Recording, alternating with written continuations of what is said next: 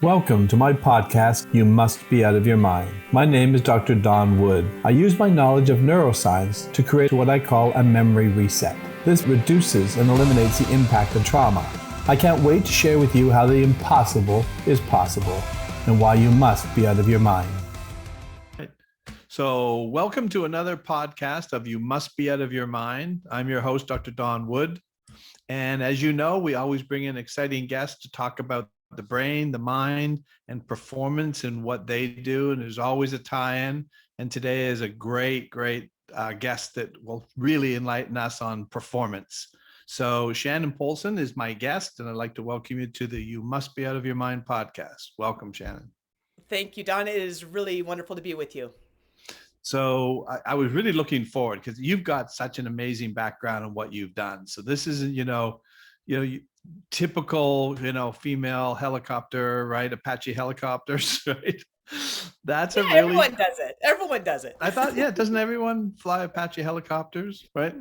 So what I loved is you talked about how it's in your DNA to do what you're doing. And I love that because I believe, and I'll share a little bit about what I believe, but our early environment that we grow up in has such an influence on what we end up doing in our lives and how we live our lives. So tell me about your background. I'm assuming that's what you're talking about, was in your DNA on how to do what you do. Yeah, I think part of it is kind of how we are born into the world, right? And because as I have two children and I'm, one of three, and we're all so different, even though we grew up in the same environment and the same family. So part of it is just who we are and our makeup and how we're born. But I also grew up, I know, closer in latitude to where you used to live. So I grew up in Alaska. I was born in Alaska. My dad was in the military just for a couple of years of my life, and we always say in Alaska, it's where where men are men and where women win the Iditarod.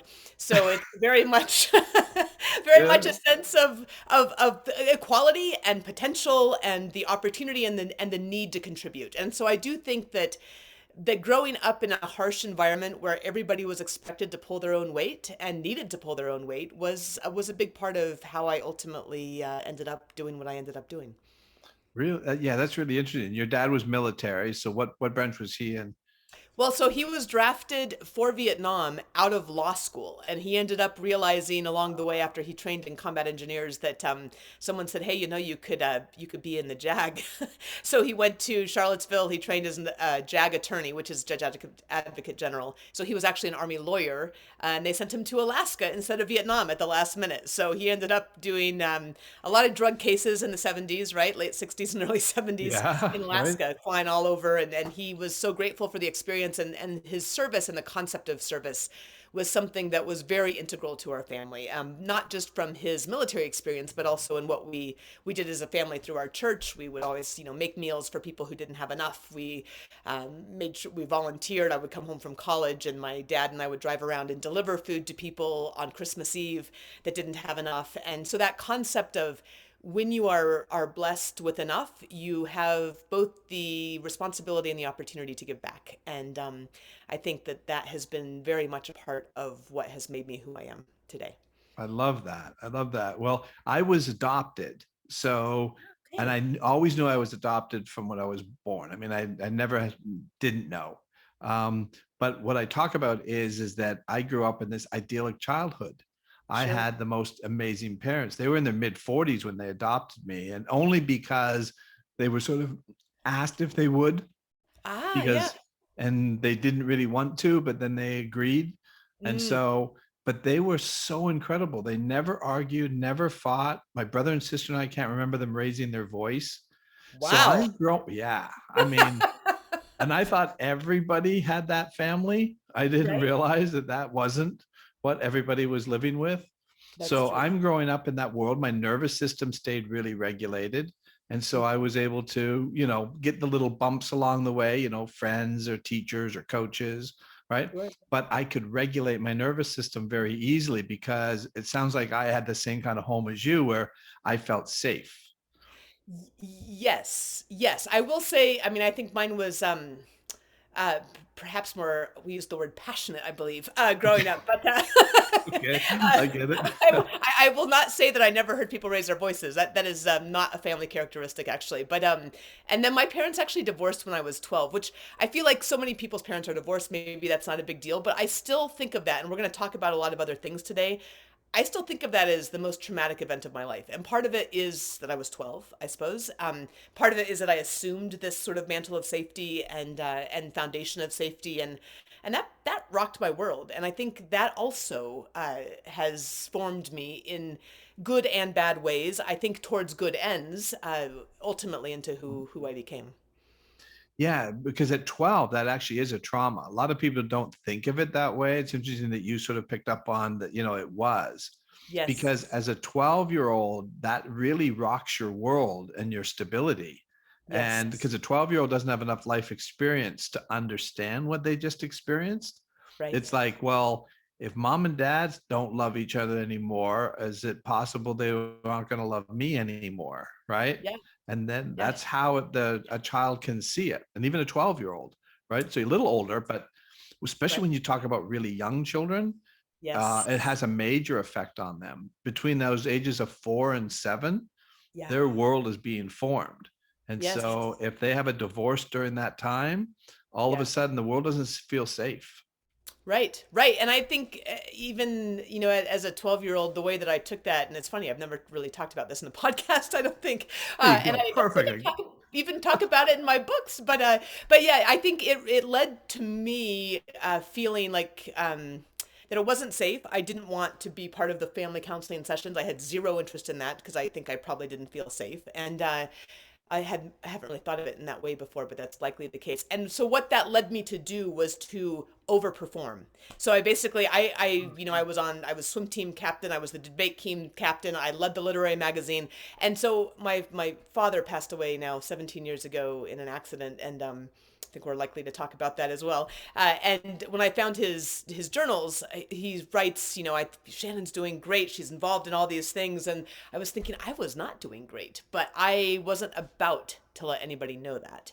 And so I found a way to overperform in a sense, and I get joy out of that as well. Like I love that sense, but I think I needed that sense of um, validation, really, that I was fine and that I could do good things and make a And difference. you yeah, and you could take charge, right? So because all of a sudden there's nobody there backing you up. Right. So it's Exactly. amazing how those kinds of things. So they can have some positive effects, but they can also have those kinds of traumas really tend to linger. Like my daughter is a good example. My daughter was living in pretty much the same home we grew up in, but Yeah. we didn't know that she'd had some trauma when she was 6, some abuse that she didn't tell us, and she was Right. high performing. So she's Yes. this happy, loving kid. She's an actress. She was acting since she was little. And so she could put on a tremendous front, just like you were saying, what your dad was saying, oh, Shannon's doing great, right? You Yeah. were putting on a good face, right? Right. But it Right. wasn't, so that was my daughter, the same thing. And she ended up with Crohn's, ended up with another autoimmune disorder called idiopathic pulmonary hemosiderosis, which is where the lungs start filling up with blood. She Oh started my coughing up gosh. blood. And that's how I started the program, was because we really thought, my wife and I said, we're going to lose our daughter if we can't figure out why this is happening. Right. And through my research, I traced it back to the trauma. It was all coming from trauma, because trauma Yes. creates inflammation in the body, and that compromises the immune system and the neurotransmitters.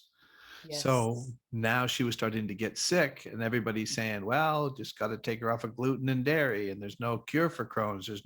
We don't know what causes it. We don't know what causes this IPH. And that's where I figured it out and developed the whole program, was because of that. Because Wow. even like I said, in the best circumstances, in the best homes and good homes, right? Yeah. Those kinds of things can be having an effect. I was fortunate. My wife says we were the perfect petri dish, because I at least knew what the model was. I was living that model. I Yes. played hockey, so I didn't have any kind of trauma. And Right. because I was a hockey player, I could protect myself and fight. You don't pick on the hockey players, right? They don't get bullied. And Yeah. so I just skated through life thinking everybody has this life. It's Right. easy, right? Right. But most people aren't. So even the things like, a divorce can have an effect on you. Yeah. Yeah, Yeah. for sure. No, it's and I think even when we learn how to deal with those things in a way that at least appears to be productive, the impact of it continues, right? And clearly with your daughter that was the case. I think I am finding as I get to a place where I can be more thoughtful about how I've lived my life, and then again, I think I've been able to be really productive and make a difference in a lot of really meaningful and important ways. And yet, there's a piece of that that is driven by this need for that validation, for that opportunity to contribute because, and that's the part that I need to work on, right? Is that because of this other trauma that has happened at various points. And so I think that's a really interesting way to look at it. Even if you're happy with the results, say, okay, now I still need to work on healing this piece that is damaged. Yeah. And Yeah. it continues to loop. And that's what Yes. I found out from the research is as long as the trauma is looping, it's going to continue to activate your nervous system, Sure. which is then Yeah. going to affect behaviors and habits. And so that's what just happens. And so, Absolutely. so many people are dealing with that. The good part about it is we can reset it. And that's Yes. really what I do is reset the memory. And then that stops calling for the action. So you can still remember it, right? Yeah. But it's not going to have that nervous system effect that so many Right. people are dealing with. Yes. Well, and Don, and I started the work on my most recent book is called The Grit Factor, and this looks at leadership, it looks at grit and resilience, and so we're approaching this from different angles, I know, but I ended up interviewing leaders in the vanguards of their fields, right, over several years, and they happen to be women, they happen to be military, they're general officers across the services. There's combat rescue swimmer from the Coast Guard, there are one of the first women Army Rangers, and many, many more, and all of them shared their stories and their lessons learned so candidly. But what came out of it, and I think this relates here, is this grit triad, right? So that grit is not this discrete thing. It's not just about kind of sucking it up and getting through. It has to be much bigger than that. And part of the content of our character, and I like your line of questioning really goes to, what's your background? What did you experience? And so the foundation of this grit triad, there's this, imagine this triangle, right, is the commit phase. And the commit phase is about owning your story and it's drilling down to core purpose. But that owning your story piece, it seems to me you're really addressing with the work that you do as well. And at the end of the day, that's the foundation of grit and resilience. For sure. And what I call that is your atmospheric conditions. Yeah, yeah, What yeah. atmospheric conditions did you grow up in? So my wife grew up in very stormy, dark atmospheric conditions with a very violent, angry father. Ah, yeah. I'm growing in none of that, right? Right.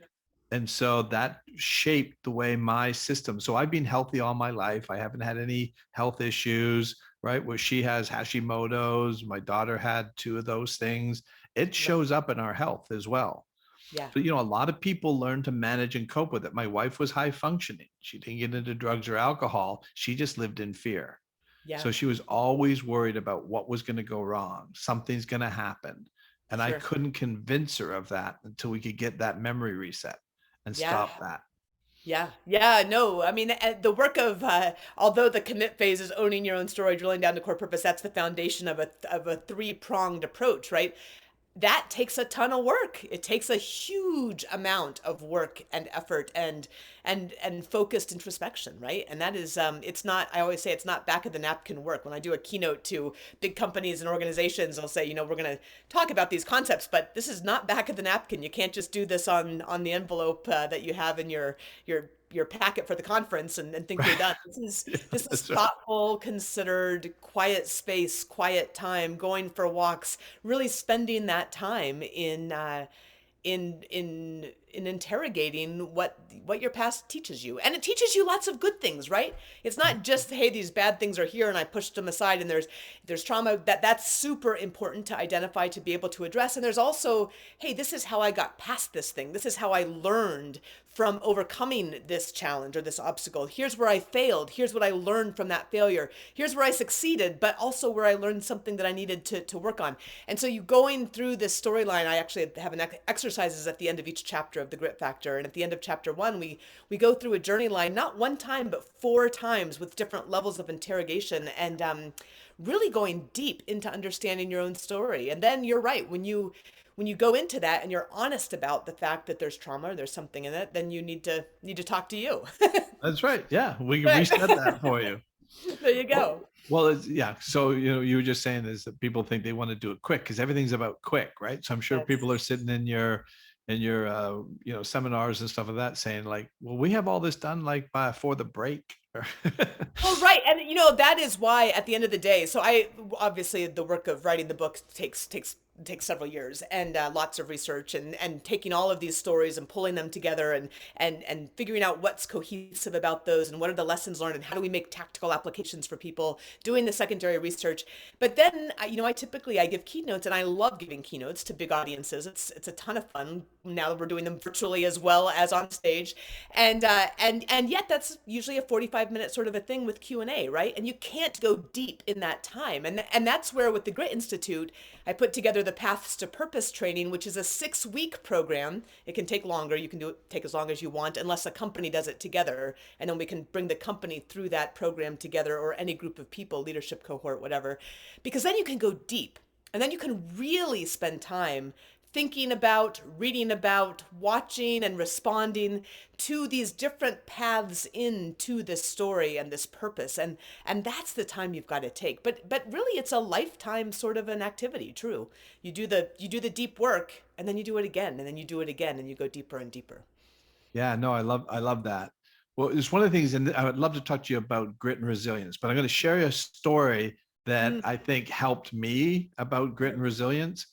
Is when I was 13, hockey was my number one sport, but tennis was my second sport. And wow. so the pro who taught me was sort of had this Buddhist mentality. He was really cool. And Yeah. so when I was about 13, he said to me, he goes, "You want to really be a great tennis player, right?" And I Mhm. said, "Yeah." So he looks around to see if anybody's looking, and then he says, "Okay, I'm going to tell you the secret." And at 13, you actually think there is a secret, right? So I'm like, "Okay, good, give me the secret." And he goes, "Lose a lot." And I Yeah. said, "I don't know what you mean." And he says, "Well, you're playing in the 13 and 14-year-old division. You can win in those divisions." He Sure. says, "Go play in the 15, 16-year-old division, 17 and 18-year-old divisions." He Yeah. says, "The game's going to be faster. The guys are bigger and stronger." He says, "But you haven't seen that.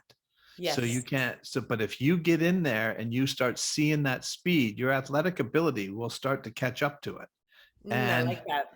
but the only way you're going to be able to do that and improve at a faster level is to lose a lot. And if you're not willing to do that, right, go keep playing and winning, Yeah. right?" Yeah. What a great piece of advice. That was So about good. grit and resilience, right? Well, so you're absolutely right. I mean, you have to be able to push yourself, right? And to take those risks. And, Don, this is a perfect seg, which I'm not sure you intended to do. But of course, after the commit phase, you have the learn phase and the launch phase. And learn is this deep engagement in the present, that's building your team, deep listening, and the mindset of grit and resilience, right? That which is actually critical to the entire thing. And then the launch starts with audacity. And audacity is this willingness to take risk, the willingness to face fear and failure. And that is so hard for so many of us. But it's so critical to success. I love that story. That's just spectacular.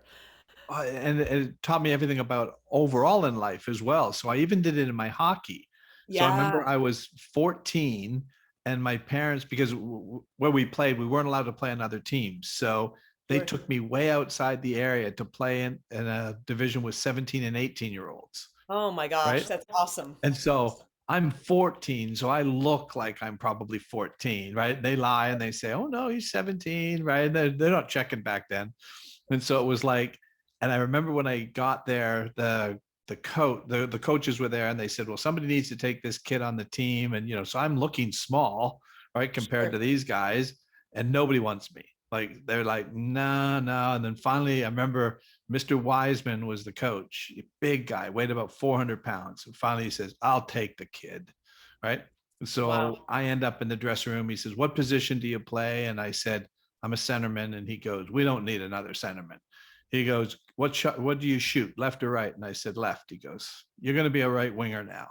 So he put me on right wing. He says, "You're going to play right wing." I said, "Okay." So I'm on the bench and he puts out the first line, second line, third line, fourth line, fifth line. I still haven't played yet. And then finally he holds back the right winger on that next line and says, "All right, kid, get out there." Right.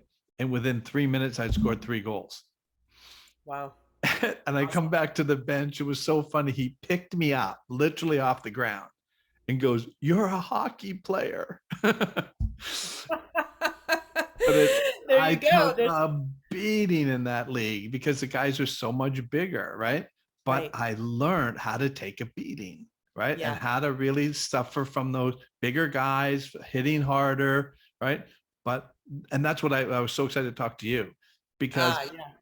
what kinds of people do you find are the best at, developing that grit and resilience? Like, is there a formula that There's you this see? is this is the beauty of it. I don't there is not a formula. And when I interviewed these people, again, these are general officers in every single military service, and they're women, and so they had to meet, they had to live through, we had to live through, we do have to live through what Stanford law professor Deborah Rhodes called a double crucible, and that is incredible demands of the job, right? This is flying in combat, this is organizing logistics across Iraq, this is, I mean, everything you can imagine going in this, in submarines, and they have to operate in an environment that is often hostile to their being there and Wow. resisting their being there. So at the same time, they're doing two full-time, full effort jobs for their careers, and that's significant. And what came out of what's so interesting about this, and I just love it. I mean, there are a number of people that played sports, hence you obviously are one of those.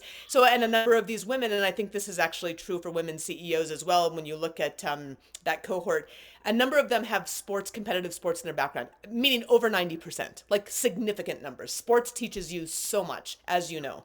Yeah, Um, that's what I was looking. That's what I was wondering. Is that a big factor? Because it was It for me. is. Sports Yeah. is absolutely a big factor. I'm curious about faith and music as factors, interestingly, just because they teach you to think in different ways and they Mhm. teach you reliance in different things. Faith tends to be a big part of a lot of people's stories in the military, partly because of geographically where people come from, in the Southeast and and the Midwest. It was for my family too. So although I didn't fit either of those descriptors, but having a spiritual foundation is important. And actually, I think pretty much every one of them would say that. However you define spirituality or God or whatever, Yep. whatever that is for you, it is critical because when the stuff gets really, really, really hard, like harder than the hockey game hard, right? You got to have something that is that foundation, and you find at some point in your life that you are not enough, right? That's I think part of maturity is you learn that you're not actually big enough or strong enough. None of us are to be able to do it on our own. That's part of team. That's part of spirituality. But the thing that I did find interesting, and I bring this up because I think it's so important for people to feel encouraged, is not everyone was the star soccer player on their team or the star, field hockey player. Some of them were not sporty at all, and they ended up getting into this and realizing that through a couple of trials that they had what it took. Because, and this is the key element, grit is something that is innate to every single one of us. The I key is agree. how you find it, how you identify it, how you employ it. And I think it's important to reiterate this many times. It's not just for military pilots or the military, it's not just for sports heroes. It's part of every single one of us. And one of the most wonderful ladies that I interviewed was one of the very first pilots in the Navy. Her name was Jane O'Day, and she just passed away. Her flight suit is hanging in Pensacola in the Flight Museum. And I talked to Jane. She had just gone on one of those skydiving, those big tubes where you Oh yeah. skydive Right. with her grandkids. She was like in her My God. 70s. And she said, the thing about it is my sister was a nurse. She said, I could never have done what she did. I mean, her sister could never have done what she did, right? Flying off of carriers and in the middle of the night. But her sister is changing diapers for children and grown-ups and dealing with this incredible high stress. And she's like, you know what? She's got more grit than I ever had. So I think that's the thing, is not to get too caught up in what feels like it's sexy. Like, and I'm getting to the place where I'm old enough where I'm like, hey, let's get over ourselves a little bit here. Yeah, I flew Apaches, but like, if you worked as a nurse in a facility that's understaffed, I mean, man, that takes grit. And that's something that we all do have when we find ourselves in work that's meaningful, ideally, aligned with purpose, ideally, and sometimes when you just need to get it done. So that's something that definitely came from the stories, the lessons, and the research of the grit factor. And I think that is something that should be encouraging for all of us. I love what you just said, is that everybody has it. Because I say, the first thing I say to when somebody sits down with me who dealing with, they'll say, well, I have anxiety, I have got post-traumatic stress, I got that. And I said, there's nothing wrong with you. And there's nothing wrong with your mind. Your Yes. mind is doing that for a reason. We just need to Yes. get to the root. Sure. Your mind is calling Yes. you into an action. What's the action it's asking you for? Right. Right. And Right. so once we identify that and we can get to the root of the issue, we can reset it. And Yes. so everybody has the ability, but they've had all these experiences in their life. The second book I wrote, I called Emotional Concussions, because they're Aha. not all about big T traumas, right? So some people, the obvious ones, we know what they are. Yeah.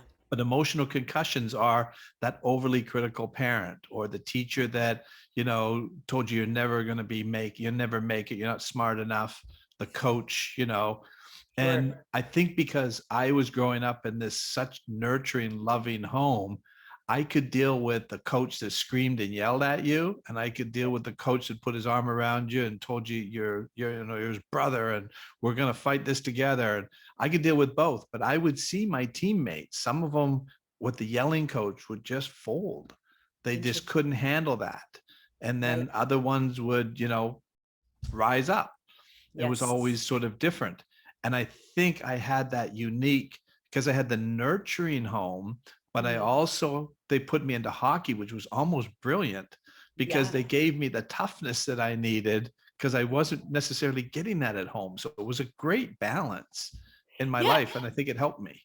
Yeah, no, that makes sense. But what I also like about what you're saying is that while you may have had teammates that folded in that circumstance, it could be, and in fact, I bet you it is true, that they would rise up in others because their backgrounds are different, their makeup is different, right? And so I do feel like it's we have a tendency to say, well, hey, they did this, but they couldn't do that. I'm like, yeah, but they could do something else, right? And so honoring that and saying, hey, we and that is where the diversity comes in as well, right? Diversity, we all, meaning diversity in every way. Like we all come in with these different backgrounds, different experiences, different strengths.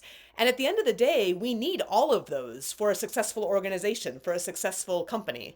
And we need everybody to have the opportunity to bring the best that they have to bear for their best contributions and recognize that that person that folds under this kind of pressure might be the perfect person to put over here for this kind of pressure. And that is, I think, that's where it gets exciting too. I love that because this fits in perfectly what I was just going to share with this. I Sure. played on a team, right, that I was the leading goal scorer in the league, and they somehow recruited the top five scorers from the league onto this one team. So we had the five best scorers in the league on this team, and Right. we couldn't win Ah, yeah. because we didn't have the diversity that you were talking about, right? Interesting. Everybody Yes. wanted to be the star. Everybody wanted to be the goal scorer. Yeah. And they put me on this one line with this one guy. The guy was phenomenal. He was such a great hockey player, right? But he wanted to do it all on his own. He was Sure. terrible teammate. Now, if you put him on a line, right, with role players, he was great. But you put him on a line with four other goal scorers or put Yes. him on, that didn't work. And it should have worked. The best teams were the most diverse teams. You had your role players, you had your people that score the goals. And I think that's what you talk to, right? When you talk to corporations. Yeah, no, absolutely, absolutely. And there are these different ways. It's so interesting. This I love this conversation because we're going in different directions than I typically do for this. But I'm thinking about this commit, learn, and launch, and also thinking about which is this, the framework for grit, the grit triad that we talk about, and how that is so unique to the character of whichever person is showing up. And you do different work based on who it is that you are and what team it is that you need to build and support and how it is you need to show up and take those risks. But there are it's the flip side of this, and I want to bring this up because I just had a wonderful conversation about this recently, and I think this will very much seg into your work and my work together. Is actually going to go back to my first book, which is North of Hope, and it's a very personal memoir about a trip that I took in Arctic Alaska, up in the Arctic National Wildlife Refuge. And my father and my stepmother had been killed the year before by a grizzly bear. They were on a kayaking trip on their 16th anniversary, and a grizzly bear came into their tent. And so I was very close to my dad, and I took the same trip the year after, and followed the same route that they had taken. And I write in North of Hope about those two trips and the weaving of those two things together. Um, and it has occurred to me as I wrote North of Hope, I was thinking like, gosh, there's trauma from the military too, right? There's all these different pieces of our lives. And for some reason, like addressing and being willing to go deep into North of Hope, into this book, into this really awful awful thing, right? This I Yeah. mean, it was highly traumatic. It had statewide, even national attention, because that's the kind of thing that gets that kind of attention. Many Sure. people were impacted because they were very well loved and really active in their communities, um, and for some reason it was easier for me to just like address that head on, like say, okay, I know, I always thought I would crumple when my dad died, and then he dies in this way and so early, and he was only 61. And so I put myself in a grief group, which I would never have done. I told you I avoided that when I was younger, right? I put myself into things that would support me because I was single at the time. Now I'm fortunate to be married with two wonderful children, but at the time I was by myself, and I was like, I've got to make sure I do not just fall apart and lose completely fall out of my life. And yet there are other pieces of life that are taking a lot longer to process, right? Like this is this big thing. And I was like, if I don't hit this, if I don't turn straight to this, I talk about facing the wind as an Apache pilot, right? All aircraft face the wind. You use the resistance to help you to rise. It's my favorite metaphor. I You love have to that. quote me That's if you great. use it. So, Yes. yeah. Oh, yeah, Um, definitely gonna write that down.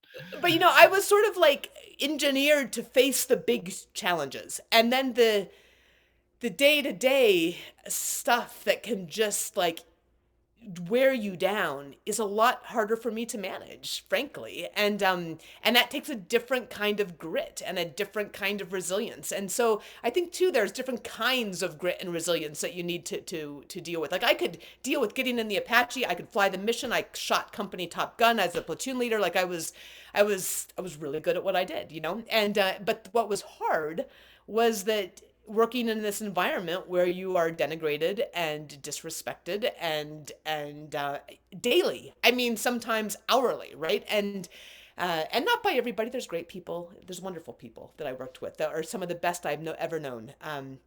But the environment was not that, and that it still is taking some time to process. Frankly, I've been out for 20 years, so I Yeah. think there's these different pieces that are we respond to in different ways. And the big things, like the big things that people pay attention to, I'm like, hey, I'm good at that. I can nail that. And the other stuff, and this is where I think this segs so well, that I'm just starting to learn now at 50 years old, is that it's okay to take care of myself, right? Yep. And I have to convince myself that it's not selfish to say, you know what, I need to take time to work out, I need to take time to do some yoga and to do some prayer or meditation, and I've never given myself that permission because it felt selfish. Like I always needed to be out proving myself doing something, right? To Yep. give yourself permission to do that work that takes care of yourself so you can make it, sustainably and show up again for other people. That's been really hard for me to do. And I feel like that's maybe a place where the grit factor doesn't venture as much into that. I'm just starting to do some work and thought around that, but that seems to seg more into more of what supports grit and resilience and kind of the work that you do as well. Yeah, that's really fascinating because one of the things that I always talk about when I take people through my process is I'll ask them at one point Yeah, and I'll say, I want you to really think about this. Is it yeah, okay for you to be okay? yeah, And sometimes people will go, well, no, it's not fair because why should I be okay if other people aren't okay? Some right, people will immediately go, absolutely. Right. And what I say to them is, I said, because when you're okay, everybody you love and care for are better. yeah, Just what you're talking about, right? You yeah, need to do your self-care because your husband, your children, right, benefit from that. It's not selfish at all. It's if you're better, they're better, right? yeah, They don't have to do anything, right, for their lives to be better. And then, yes, I use a sort of a story, which I think sort of illustrates this. As I say, and you'll get this. I didn't know this could be possible. The story about Sully Sullenberg, who landed the plane in the Ah, Hudson River, right. right? And I say, first of all, I didn't know you could do that, right? There's got to be a pretty accomplished pilot to be able to do something like Yes, that. for And sure. I said, but the most remarkable part of the story wasn't landing the plane in the river. The most remarkable part of the story was how calm he stayed. So when Uh-huh. he communicated to his crew and communicated to his passengers, he did it Right. in a very authoritative tone, like we're going to land the plane like on a landway, on a landing strip, right? Sure. That's the way he was communicating to them. And so Yes. everybody stayed calmer. That allowed the crew to do their job, allowed the Yes. passengers to help each other. So what I say to everybody is I said, you just need to land the plane. Mm. You Yeah. don't have to be responsible for everybody. Just keep yourself in regulation, right? Land the plane and everybody else will, follow along. They'll follow your leadership. It's all about leadership. Yes, yes, that's true. I have not actually seen the movie, although I would really like to. Great On movie. on the list. Yeah, I'm like, how have I not seen that yet? That's because I have kids, because we're Yeah, dealing with that's this doing kid stuff. That's why. That's the answer to lots of my questions. But even people that are good in those circumstances, and this is where I wanted to give like honor the challenges that are beneath some of that. A lot of people that are good in a circumstance like that, yes, you need to land the plane, you need to be calm, you need to be authoritative in that sense. Sometimes they're not good at taking care of themselves, right? yeah. And I Mhm. think, and actually, in more circumstances than we're often admit, they're not able to take care of themselves very well, and that is where I think there's opportunity to do some more holistic work in that space. And I'm one of those people that does those big things, but not as much the small things well, right? And you start to realize at a certain point you can do that till about 40 or 50, and then you better start you better start paying attention to the small things because I'll catch up to you. They do. It shows up in your health all the time. And Sure. and the reason I was excited to talk to you too is because as a woman, what you've been able to accomplish is so incredible. Like you've done things that most women wouldn't even think that they could do, but they could, right? Like, But they just don't take that. So pioneers like you are fantastic. And so one of the things that we look at, and I talk about this all the time, is that there was a study done in 1995 to 97 by the CDC and Kaiser Permanente on ACEs, which is trauma, right? mm-hmm. On Yep. children. And Yes. so ACEs are adverse childhood experiences. Yes. So if Yep. they've had, I don't know if you know the study. Have you heard of the study? Yes. Yes. Yes. Yeah. So if you had zero ACEs, then chances are you're going to have more, less trauma in your life. So you're going to not have as many health problems. Four Yes. more ACEs start leading to all these different health problems. Right. But the thing that I always talk about is even if a woman has had no ACEs, 18% of those women become depressed, only 10% of men. And I said, now Interesting. there's two factors. And I said, and I think it's the one factor more than the other. 10% of the men, maybe just they don't report it, right? So they're less likely to talk about it. Women are a lot more open about talking about it. Yep. But I also believe that the reason that is because the world is not as safe for women. Yes, for More sure. women have Alzheimer's, and Parkinson's, stuff like that, because I believe the circuits are constantly firing. Yes. And I'll say to a man, you and I can walk out into the parking lot tonight. We don't look around at what other cars are in the parking lot, who else is hanging around. Women have never been able to do that That's because right. it's not as safe. I think all of that stress shows up. And that's Yes. why it's even more important for women to start taking care of themselves because it will Yes. show up somewhere. And so that I think is something that is because of the world. And my dad was amazing at this because he taught me. I remember I was about 16 and he was so respectful to my mom. He never raised his voice, never argued with her, never fought. And one time, I think I was about 16, and I said just something flippant to her. Like I didn't swear, I didn't yell, I didn't raise my voice. I said something like, yeah, whatever. Right. And he never hit us, but I felt this tap on the back of my head. Right. And I didn't even know he was there. And I turned around and he looked at me and he said, she may be your mother, but she's my wife. And I don't allow anybody to be rude to her. Now stop it. I love that. That was like, and that wasn't, I didn't yell, scream, or do anything, but he said, you treat her with respect all the time because he did. That Yes. taught me more about how to treat women. If men could learn that, right? It was such an important value that I grew up with, right? The Yes. world would be safer for women, right? I And so we have an obligation as men to start thinking that way. That is 100% correct. That's a beautiful story, by the way. I can't even believe how beautiful that is. Yeah, it's these kinds of challenges that are both about just doing the right thing, right? About treating people well and with respect, regardless of how they might be different from you, but also I mean, from a company or organizational standpoint, it's about how do you make sure everyone can show up and do their best work, right? And it comes down to some basics of just taking care of people and being respectful, right? That is, and it has to be the majority that is making the change, right? It can't be the minority that prompts the change, and that doesn't work. It has to be the majority taking that responsibility. So I love that you, as a representative man, are doing that. It's wonderful. I learned it very early, and now you hear about all this Me Too movement. Again, when I was growing up, I thought everybody had my parents lived in my world. It wasn't until I met my wife that I saw she was not. She had very angry, violent father. That to me, I thought was an anomaly. I didn't realize it. I was the anomaly, right? Right. But you see it all the time, and Yeah. that's what I'm saying is we really have a duty, right, as fathers and as men to Mm. teach our children that, and especially our sons, right, to do Yes. it the right way, be respectful, right? And this Yes. whole Me Too movement was almost the same thing to me. I'm like, really?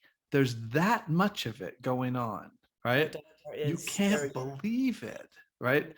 And I knew trauma was coming, but to me, so much of the Me Too movement is about respect for women. Yeah. And Yeah. and if men didn't grow up with that, of course they're going to continue it.